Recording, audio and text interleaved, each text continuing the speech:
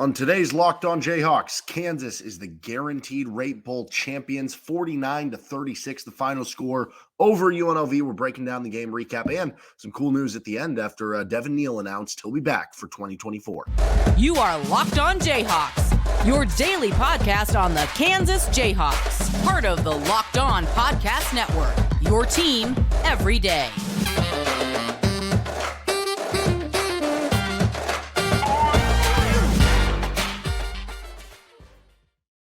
I'm Derek Johnson. You can hear me as well Monday through Friday from 3 to 6 p.m. on KLWN in Lawrence with Rock Chalk Sports Talk.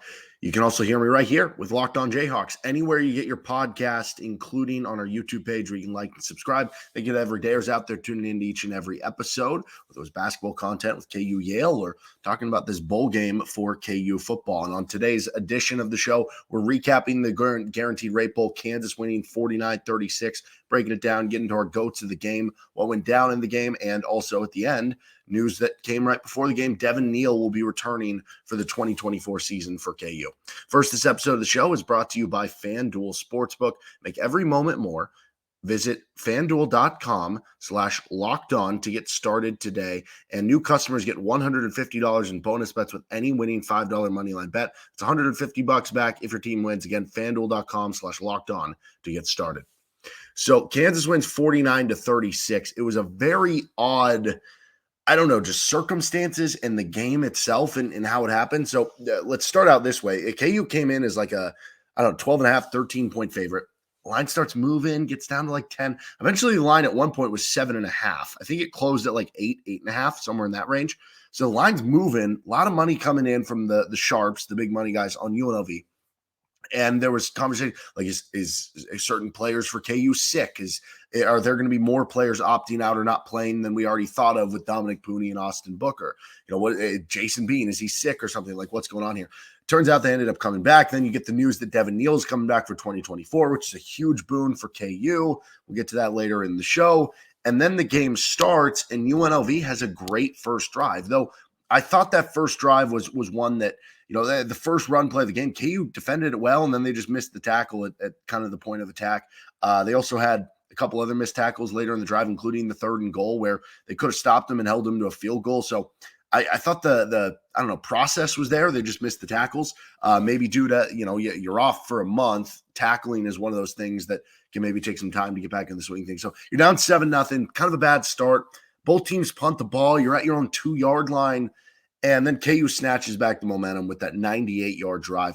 The fact that KU had a 98 and a 99-yard drive in the same game, unbelievable execution by the KU offense there on both of those drives. So that first one kind of snatched back the momentum, and it was really led by when KU from there just kind of exploded through the rest of the first half. The KU receivers just kept making SportsCenter top 10 grabs. It was all of them making unbelievable catches at the sideline, mossing guys, jumping over, making great possession catches. And that was kind of the first half, in addition to the refs calling a billion penalties, which that part continued throughout the entire game. Then KU threw a pick to start the second half after you up 28-10. And it felt like, okay, you're up 28-10. You're kind of smashing them here. You get the ball in the second half. But that pick kind of brought them back in. The penalty wave continued. And you kind of lost all momentum there. UNLV rode it, really tightened it up. It was 28-24. They get a stop. And, while I wouldn't describe this game as one of KU's defensive, masterpieces or one of their better games on the defensive side of the ball this year, it certainly wasn't. Certainly not having Austin Booker, hurt there. When they really needed to make the stop, they made the stop. And they came up with a couple of their opportunistic plays. And, also you having 3 interceptions did not help the defense either. So give them a little more credit than what the score showed. But it was 28-24. UNLV had the ball in Kansas territory. They were in plus territory.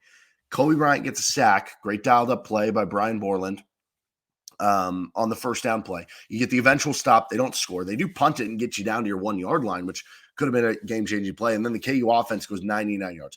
Ultimate complimentary football there. Defense comes up with a big stop. Offense capitalizes. You go up 35-24. They obviously scored again that tightened it up, but then you have the Arnold long, receiver screen touchdown, and just unbelievable performance by the KU offense overall. And that, to me, is what stood out the most in this game. The KU receivers took over this game. Those 3 starting receivers, Lawrence Arnold, Quentin Skinner, Luke Grimm. And there were plays by other guys, right? Trevor Wilson had like a 23-yard grab. Doug Emelian had some nice plays in there. I don't think he had a catch, but he had like a big block and certainly got some playing time. Keaton Quebeca got some snaps. Jared Casey had a couple big catches. Mason Fairchild had a couple of big catches. Both had like a big third down catch. Those three receivers with Grimm, Skinner, and Arnold. And I've talked about this before. They're such an underrated unit because you look at the individual stats and they're not putting up 1,000-yard seasons because KU runs the ball a lot and because KU spreads it out to all those guys and the tight ends and the running backs. So they're not putting up huge individual stats. But when they are getting the call, they're making the plays. Last year, Kansas was third on Pro Football Focus in receiving grade. This year, coming into the bowl game, they're ninth. That's probably going to go up after this game. So back-to-back top 10 seasons from your receiving group after we went into the 2022 season being like, I don't know, you lost Kwame Lassiter, like, are they going to have enough at the receiver position? Turns out they've had more than enough over the past couple of years. They dominated this game. They took over the game. They won the 50-50 balls. They broke tackles. They made extra players miss. It was an unbelievable dominant game by them. Kind of a weird game for Jason Bean. He had 3 interceptions.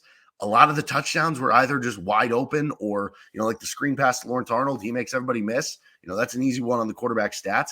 I honestly didn't think Jason Bean should have won MVP. I'll still put him in the good GOATs, which we'll get to later, because the production is just still overwhelming. But a couple of the interceptions weren't great.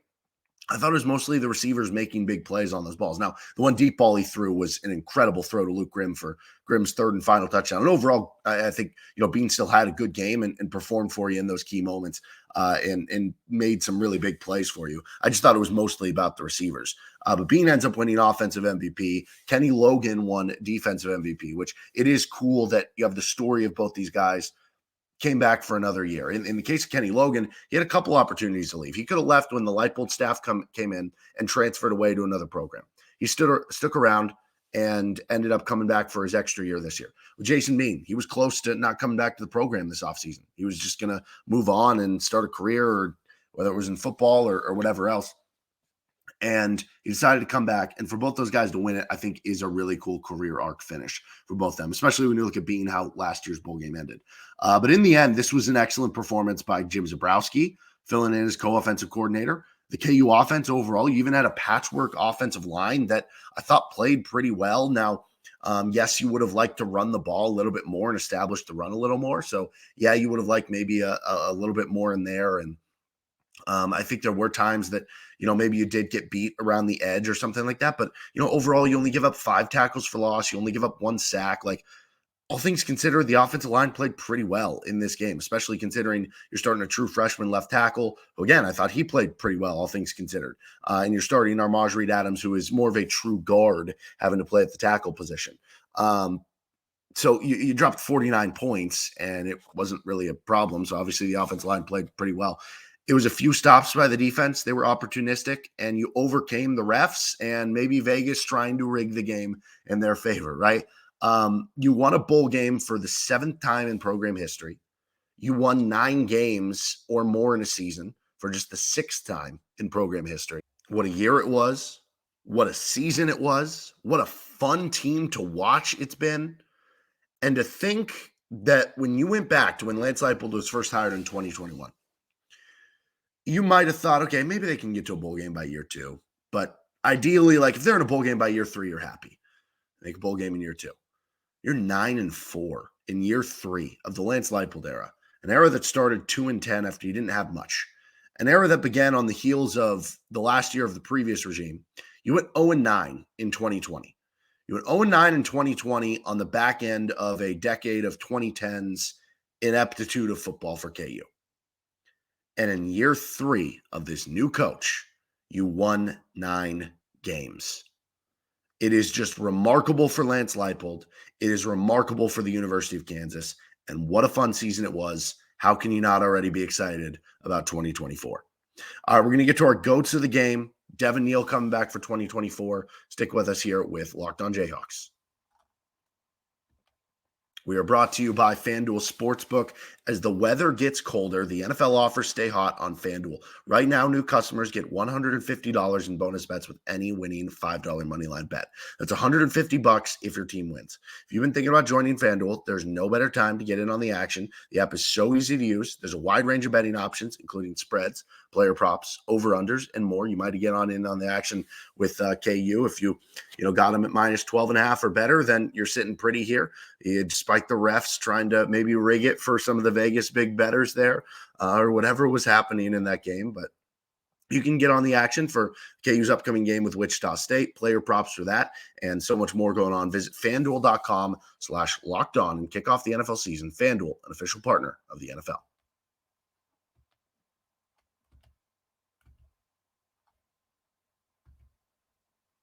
All right, goats of the game. We'll get to our good goats, then our bad goats here, and finish up with Devin Neal coming back for 2024. If you're new to the segment, good goats, kind of the new age of the term. All the kids saying he's the GOAT, greatest of all time.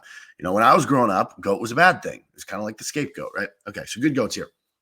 We're going to start with Luke Grimm. For my money, I thought Luke Grimm should have won the MVP of the Guaranteed Rate Bowl. And again, you feel good for Jason Bean that he won it, and it's a cool thing that he gets to have. So from that standpoint, it is still cool, but I don't know. If I was voting, that's what I would have cast my vote for. Luke Grimm had 4 catches for 160 yards and 3 touchdowns. Catches the deep ball at the end that kind of seals the deal there and really extends your lead and kind of balloons the lead a little bit. But he had the first one too, right? That gets you on the board. He was unbelievable, and he is just a big bowl game guy, I guess. Last year, he had 10 catches for 167 yards and a touchdown in the Liberty Bowl. So that means over his 2 bowl games he's played in, 14 catches for 327 yards and 4 touchdowns. He's been unbelievable as a big-time performer. And again, he's one of these guys that this game certainly will help his overall stats at the end of the season. You're going to look at your stats at the end of the year for Luke Grimm and be like, okay, he had a pretty decent season. He came in with 29 for 395 and 3 touchdowns. So this gives him 33 catches for the season for, 550 yards and 6 touchdowns. Again, those are good numbers. Those are solid numbers. And when you take into account that, yes, KU has all these stud receivers and all these stud tight ends and all these stud running backs, and they're throwing the ball to a bunch of different targets and they're running the ball a bunch, and they're a slower tempo team, it's just going to be hard to put up those big numbers. But what's going to happen is Luke Grimm's going to go off to the NFL. I don't know. I assume he's going to be back for next year. He'll go off to the NFL after next year, and he'll be like a late round draft pick or something. And then he'll end up being some stud slot receiver for some NFL team. And somebody's going to look back at his college stats and be like, how did he only have, 550 yards this year? And you're missing the context there, but he is an absolute stud receiver, as are all these guys as starters. But Luke Grimm gets a good goat. LJ Arnold gets a good goat too. I thought that if I wasn't going to vote Luke Grimm, if I had a vote, I would give it to LJ Arnold. Arnold had 6 catches, 132 yards, also had 3 touchdowns. And he really took over in the second half. I mean, that touchdown he had on the receiver screen, just will and effort. But also what I think is so cool is how hard all these guys block. They all block really hard on running plays, but you saw the teamwork of all of it on the screenplay. Arnold catches the screen, makes a great run, breaks some tackles. But on top of it, Luke Grimm had the initial big block. Quentin Skinner had an initial block. And then Skinner's also able to get down, hustle his butt downfield, and get the final block to make sure Arnold gets the touchdown instead of maybe, getting stopped at the 5 or 10 yard line. Unbelievable teamwork there, and Arnold himself had another big game. Quentin Skinner, only 2 catches, but he gets a good go. He had 80 yards. The degree of difficulty on his catches, again, I said this before, if he had a Madden rating for spectacular catch, it'd have to be a 99 because the dude makes every spectacular catch you could possibly want. So Quentin Skinner and all 3 KU receivers get a good goat. Devin Neal gets a good goat. I know, production-wise or yards per carry, this is not a great game for him. 74 total yards, 71 on the ground on 20 carries. He had 1 catch for 3 yards. He had 1 touchdown. But it's finding the hidden yards, and it's the respect the defense has to pay him when he's in the game that opens up a lot of the passes. But beyond that, there weren't a lot of holes open for KU. We've seen KU struggle against the 3-3-5 running the ball at different points this year. Iowa State, Oklahoma State, some other ones. Nevada game was under 4 yards per carry for KU. So for whatever reason, they've kind of struggled with that. You had kind of a patchwork offensive line, who again, I thought played pretty well overall, but still wasn't your normal offensive line. There were a lot of plays where Devin Neal turned a 3-yard loss into a 1-yard loss, or a 1-yard loss into a 5-yard gain, and it's just those little yards that add up and keep you on schedule a little bit. That he still had a good game, even though it's not one of his more productive games overall. Jason Bean gets a good go. Like I said, I didn't think this was actually Jason Bean's. I don't know. This wasn't even, to me, one of Jason Bean's 3 best games this season. Like the Cincinnati game, the Iowa State game, certainly come to mind for me as kind of the top 2 there. The stats certainly say it, though. 6 touchdowns, 449 yards. He also had 21 yards rushing, which I think the over-under for his rushing yards is like 23.5, and I think it went under on the last run. So, like the kneel down, that's unfortunate. Anyway, 3 picks, 1 in the end zone. The one that kind of got them back in the game at the beginning of the half. There were some dangerous throws, and I think some of the touchdowns and some of the early production was more about, hey, this guy's wide open, or this guy made an unbelievable catch. Now, he still had to take the risk and give the guy the shot, and he does throw such a catchable deep ball that it's going to make it so that you're going to get probably more of those 50-50 balls. He deserves credit for that. He also deserves credit for having the balls on the 4th and 1. He could have ran for that first down and gotten maybe 5 yards. And I think when you were watching that, you were like, run, it's open. And then he throws it. You better make sure you get it there and the guy's wide open. Turns out the guy was wide open and he got it there and he completed the pass. So I thought it was still a good game from Jason Bean. I don't want to take that away. I just thought Luke Grimm or Lawrence Arnold should have won the MVP there. Kenny Logan gets a good goat here. He had 9 tackles. He won the defensive MVP, also tackle for loss and a pass breakup. I thought he was really good in tackling when at different points that wasn't always the case for KU. Kobe Bryant gets a good goat. He had an interception. His interception was incredible. He that wasn't even his main coverage guy. He kind of came off and was able to get the pick. It was an incredible read by him. He also had the big sack coming off the edge. Did a good job disguising the sack. Came in and made the secure tackle to bring him down. Those were 2 huge plays in the game. The interception was, they were kind of driving. The sack was when you were up 28-24 and they had it in plus territory. And he came up with 2 huge ones in this one. I thought DJ Withers played a really good game. He stood out to me. 2 tackles. Both of them were like run stuffs. He also had a quarterback hit. And I noticed he had like another pressure in there. I thought he played a really good game. I'll be interested to see the Pro Football Focus numbers, see what other kind of defenders stood out. But those are the ones that really stood out on first watch for me. And then KU run and 3rd down defense. You allowed just 95 yards rushing, so good job there. UNLV was also just 3 of 9 on 3rd down. They came in over 50% on 3rd downs, which was first in the Mountain West. Held them to 3 of 9. You absolutely take that 100% without a doubt coming into this game. As far as the bad goats, we're going to start with the refs. They called everything on both teams. And, honestly, there were a lot of calls like in play that I don't necessarily disagree with. Like, yes, it was definitely more of a tight whistle. So like, if put it this way, if those refs were calling a Bob Huggins Press Virginia game, every single player on West Virginia would have fouled out. That's basically how I would put it. So they were calling every nickel and dime play, but like you could argue, okay, those make sense. There were a couple where the inline players were like, I don't really agree with that one. But the big ones that didn't make sense were the unsportsmanlike penalties and the extracurricular penalties, where there were over a handful in the game. And just to have those, and then they would show replays on the rare occasions they did show replays, and you wouldn't see anything. Those are the ones that make it crazy. And again, like, there is a certain level of, you can't call literally everything. You have to let certain things go. Otherwise, you end up with a product that is 4.5 hours long and just ends up like pure insanity. And when you mix it with the line is moving that much, and you have a team from Vegas, and you have a team who they were already investigating for a game back against like New Mexico for some funky like betting line movement stuff, it makes things seem a little bit fishy. And then they called a bunch of UNLV penalties in the 4th quarter. I don't know if that was just making things, okay, he was going to win the game anyway. We might as well make it look close. I don't know. That was horrendous. It was horrendous viewing experience from that standpoint. And It was way too much. Playing clean here, though, too, as much as, like I said, the refs did call way too much and it got out of hand, there still was sloppy play for KU and for both teams. So, yes, it's compounded with the bad officiating. But even if KU was only called for the ones that they should have, you still would have had a higher turnover or a higher penalty game for what you've had. You also had a lot of turnovers, interceptions, shaky tackling early. You had another near turnover with the high shot fumble, but you were fortunate to recover. So it wasn't KU's cleanest game, but still found a way to win. The pass rush wasn't great in this one. Not that necessarily you might have been expecting it to be great. UNLV did not have a great offensive line coming in by PFF grades, but most of that was from run blocking. They were not a good run blocking team. They were a much better pass blocking team. So you have a pretty good pass blocking team with a pretty mobile quarterback and no Austin Booker. That's tough to deal with, and it was apparent. You did have the one sack. It was on the corner blitz, though. There was pressure here or there, but you only had 7 total pressures. That's on kind of the low end. A lot of games KU would finish with, 12, 15, 17 pressures, somewhere in that range. So lower end there becomes a problem for next year. No more Austin Booker. Will it look like this every game?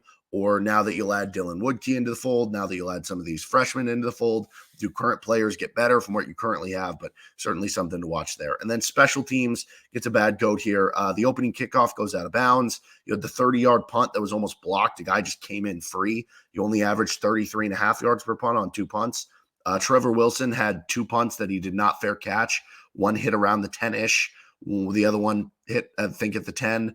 Both rolled to the 2 and the 1. Those are both plays that just fair catch it at the 10, you would hope. So, special teams wasn't ideal. You also got lucky that the one field goal went in off the upright. And then the last bad goat here is the broadcast. Like, no replays. That was wild. I don't know if it's because you're in a baseball stadium where the camera situation's different and you didn't have a bunch of replay opportunity. I don't know. It was just kind of a mess on the broadcast, from the presentability of it to the color guy. I don't like to bag on broadcasters. I think sometimes they get a bad rap, and I think sometimes fans get overly zealous with the idea that, oh, this guy hates my team because the other team's doing well, and the story of the game, which they're trying to tell, becomes that other player doing well, and you start to think that, oh, they're not talking about my team, whatever. I think that stuff's oversold. I don't care about it. But this stuff bothers me when you can tell somebody is ill-prepared for a job that a lot of people would kill to have. The color guy earlier in the game, I think it was the third quarter, KU runs one of their Wildcat plays where they have Jason Bean lined up basically as the running back, and the running back lined up as the quarterback, and the running back takes a snap, hands it to Jason Bean. First of all, they run that play earlier in the game. But second of all, if you had been going back, which if you're the color guy, I would imagine your job is to go back and watch tape of the team you're going to be doing for the past couple of games, right? Maybe you don't watch every single game. That's understandable. But at least maybe the last game or two, right? KU had been running those types of Wildcat plays for the last, 4 or 5 games of the season. And he was like shocked by it. He was like, oh, I thought KU lined up wrong. And then they snapped it to the running back. It was like, dude, did you watch any of the past? And then like Jared Casey makes the big third down catch to kind of seal the game away and get that big first down when you're trying to just ice the clock down on the last drive of the game. And he was like, wow, they went to the backup tight end. Who would have thought? Like, didn't seem to know at all who Jared Casey was. And you're talking about, yeah, Casey stats, he only has 8 catches or whatever. But like, that is what Jared Casey does. He makes the game icing plays. He makes the game sealing plays. That was a little bothersome to me, but I don't know, whatever. All right, that's going to do it for our GOATs of the game. Let's get to Devin Neal returning for 2024 with Locked On Jayhawks. So Devin Neal, it was announced, Pete Thamel reported before the game started, he'll be back for 2024. Had over 1,200 rushing yards this year, 17 total touchdowns. Unbelievable player, over 6 yards per carry on the year. For his career, he's over 3,000 yards rushing. He's going to have a chance to shatter the all-time KU career rushing yards, career rushing touchdowns, all these sort of records that he's going to have a chance to have. And this is a huge get for KU for a couple of reasons. One, obviously you like to have good players back. Obviously continuity is good. And when you look at the Big 12, that Texas and Oklahoma, certainly there's going to still be some really good teams in there. Utah, Arizona, Oklahoma State, right? Ollie Gordon comes back. Kansas State is typically, up there. Iowa State had a really good year. What are they going to bring to the table, right? Does a talent-rich team who had more of a middling year, pop up like a UCF or TCU? Who knows, right? So there's going to be a lot of good teams in the Big 12, but you would certainly think this more cements you as one of those top tier Big 12 title contenders next year. And Devin Neal becomes kind of the face of the program. He becomes one of the best running backs in the country. Maybe he gets consideration for, Big 12 preseason player of the year. And when you look at the running back room, it's pretty loaded again, right? Devin Neal going into his final year. Daniel Highshaw would technically still be a junior next year. You'd have Torrey Loughlin and Savion Morrison, both as seniors. You'd have redshirt freshman Johnny Thompson. Sounds like he did really well in the bowl practices. And then true freshmen and Harry Stewart and Red Martell. So you feel like you have the future with those young freshman guys, and then you have a lot of experience with the older guys. It's an exciting running back room, one that has depth, one that has talent at the top. And then beyond just the pure talent of having that guy back in the fold is the idea that you have the local kid, the Lawrence kid back representing your program in another year as you try to take yet another step, because you took a big one this year. Can you take another one next year? Can you win double-digit games? Can you win a Big 12 title? Can you play in the college football playoff, which it'll be expanded to 12 teams next year? All of those become real conversations we get to have now in the offseason because of the way that KU went this year and what they could possibly return for next year. That'll do it for this episode of Locked On Jayhawks. You can find our show anywhere you get your podcast. We will be back to get more bowl game talk. We'll also get to a KU Wichita State preview later in the week here with LOJ.